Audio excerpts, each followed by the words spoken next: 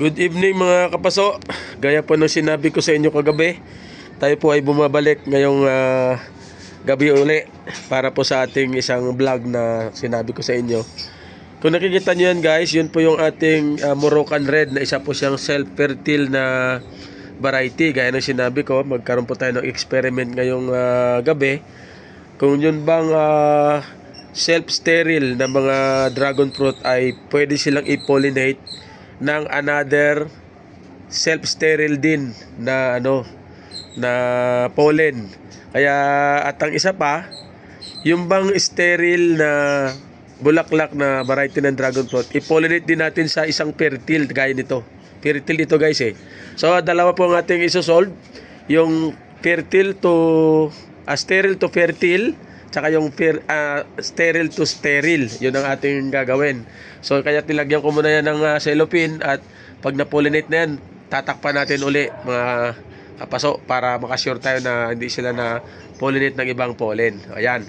So yan ang ating fertile na variety. Ngayon punta tayo dito sa mga self-sterile natin na mga dragon fruit.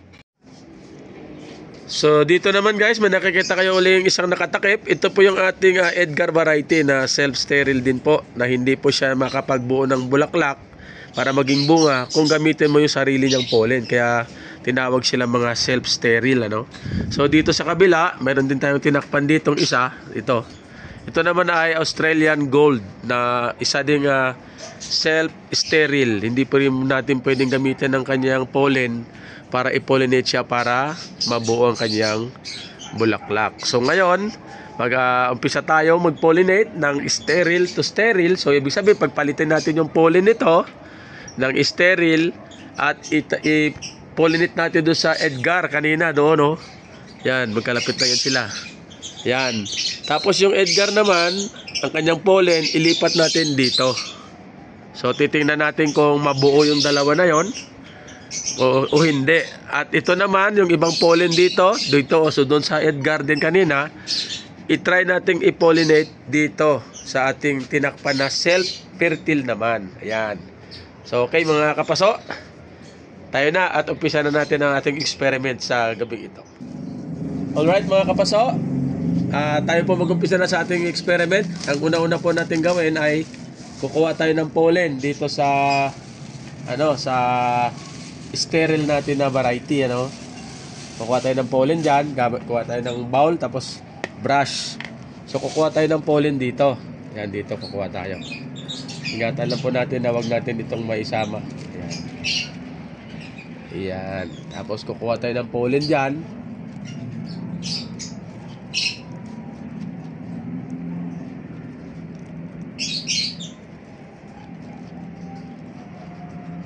Alright. Ayun, may nakuha na tayong mga pollen, Ayan. Kita nyo? So, ang gagawin natin ngayon, punta tayo doon sa kabila, doon sa Edgar. Atin po siyang i-pollinate. So, dito, mga kapaso, meron tayong pollen na kinuha natin doon kanina sa isang sterile din na Golden Isis o Golden Australian Gold. Nakita natin yung pollen na yan. Kukunin natin ito at ito po yung ating i-pollinate dito. Yan. Yan. Pollinate natin siya dyan sa kanyang stigma para po matingnan natin kung maano nga siya, mabuo, At the same time, kukuha tayo dito ng pollen din at i-pollinate din natin doon sa isang sterile.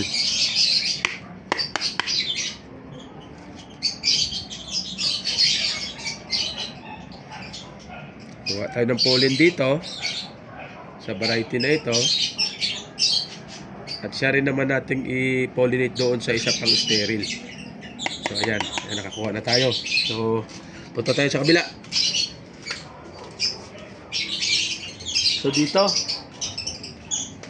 So dito mga kapaso, atin na ngayon i-pollinate gamit yung isang self-sterile din na variety. Ayan Yan. I-pollinate natin siya para makita natin kung ito ba'y mag-epekto sa kanya, Mapabuo natin siya. Kung sakaling pumalpak lang, isang bunga lang naman ang hindi mabuo, no? So, ayan. So, ngayon, ang last natin na gagawin ay yung mga pollen naman dito. Ayan, meron pa natira. Ayan.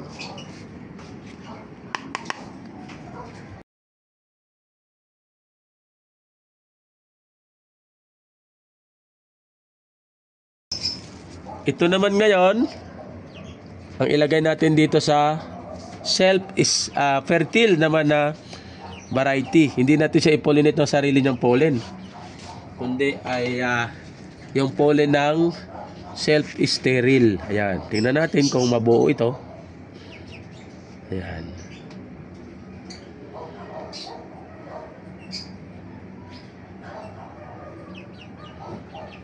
Tingnan natin kung nalagyan ba natin. Ayun, isa pa.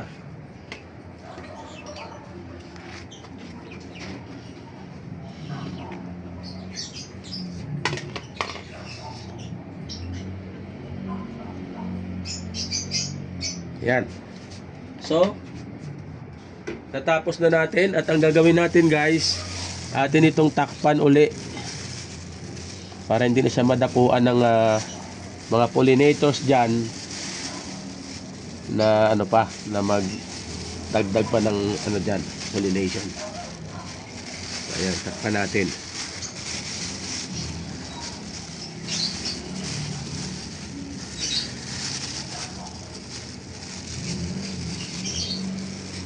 Mabuo kaya ito? At least nalagyan na natin. Ayan.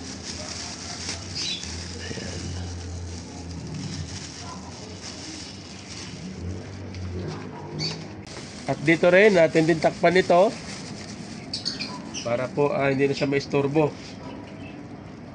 Ayan. Tatakpan natin yan. Tali natin dito sa likod.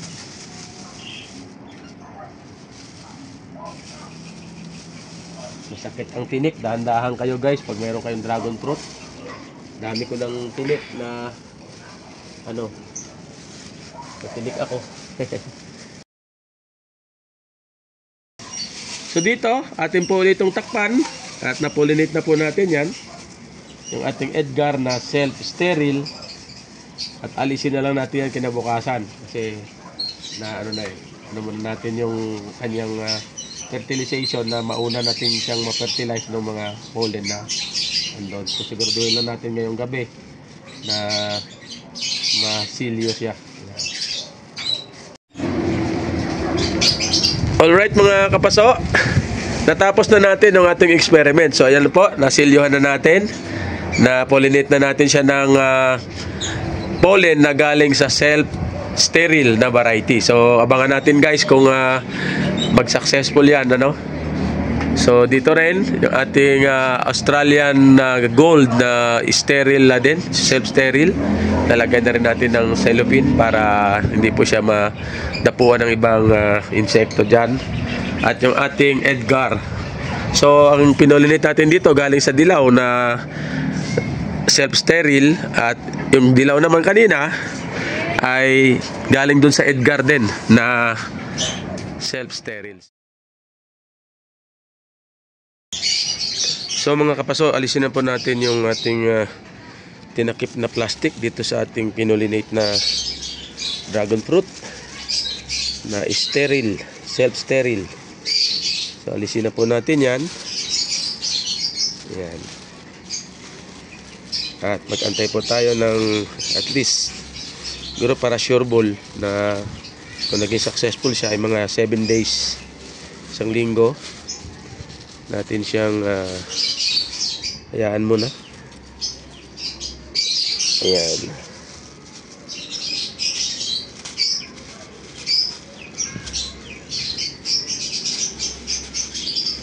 Hirap, guys, kasi wala akong taga-video. Ayan. So okay na yan. Naalis na natin. Na-pollinate na natin yung kagabi. Ayan. At yung dito din sa kabila, alisan na rin natin ito ng plastic.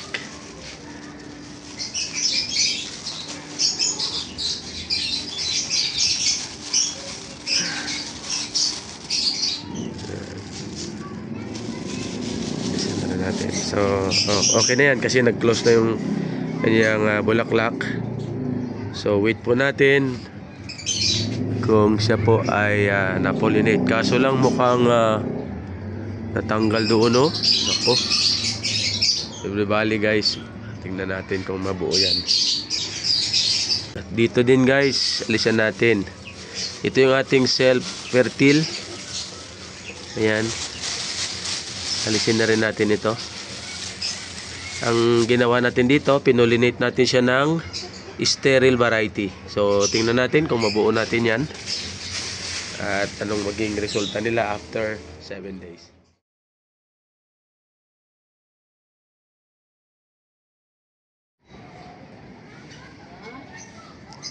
So, mga kapaso, after 8 days po, nandito na tayo ngayon sa ating experiment. Ito na po yung ating Edgar na na-pollinate natin nung May 25 ng gabi. At ito po isang sterile at pinollinate po natin siya ng sterile din, self-sterile din na variety nga yellow. Australian Gold ang ginawa natin. At nakita natin guys, no, after 8 days, I think nabuo na ito kasi mahaba na yung 7 days lang at least. Makikita na natin kung naging successful. So nakita natin sa ating experiment na ano siya, talagang pwede pala na i-cross-pollinate ang dalawang self-sterile. At ito pa po yung isa guys, tingnan natin dito sa kabila. Itong ating Australian Gold. Yan. Nilagyan ko siya ng dyan dahil kasi guys, medyo dahil sa bigat niya nung nakaraan, parang mapuputo siya. Akala ko nga malaglag pero sinwerte tayo at ayan siya guys, successful din, no? After 8 days, healthy po siya. At alam natin na mabuo. So ang pollen na ginamit natin dito, yung pollen kanina doon sa kabila sa Edgar na self-sterile din. So ayan, successful na. At yung isa pa nating experiment, yung ating self-fertile na variety na Moroccan Red na na-pollinate natin ng self-sterile na pollen. At ito na siya ngayon guys. Ito na, oh. Successful din po guys. Yan. So that means pwede natin gamitin ang self-sterile sa iba't ibang klase ng dragon fruit din. So, napatunayan natin na yung self-sterile pala ay talagang sa by term pa lang ay ang hindi niya lang mapabuo yung kanyang sariling bulaklak at sariling pollen ang gagamitin natin, hindi po siya mabuo. Pero kahit pare silang self-sterile, basta pinag-cross-pollinate mo sila, pwede tayo magpabunga. Kaya ito ko ginawa na experiment kasi nga para doon sa mga mga kapaso natin na nag-aalaga din ng dragon fruit sa kanilang bakuran. So wag kayong mag-worry kung ang inyong mga varieties ay puro self-sterile. Makapagbuo ka rin kayo ng bunga, i-cross-pollinate nyo lang yung kanilang mga pollen. Di ba po? So wag kayong mag-alala. Basta may daw kayong dalawang self-sterile at sabay na nagbulaklak, pwede nyo po silang i-cross-pollinate at magkaroon po tayo ng bunga, no? Ng mga self-sterile na yan. So, napatunayan natin guys. So, maraming salamat sa inyong panunood mga kapaso. Sana ay nagustuhan nyo ang ating video at napulutan nyo po ng aral, no? Sa mga nag-aalaga ng dragon fruit. So, ayan. Meron tayong na-experiment at by experience, nakita po natin na naging successful po ang ating experiment. Alright. Thank you for watching and don't forget to subscribe, like and share our videos para po ma-inform din natin ng iba nating mga kapaso na nag-aalaga ng dragon fruit. Alright, thanks for watching. Bye-bye.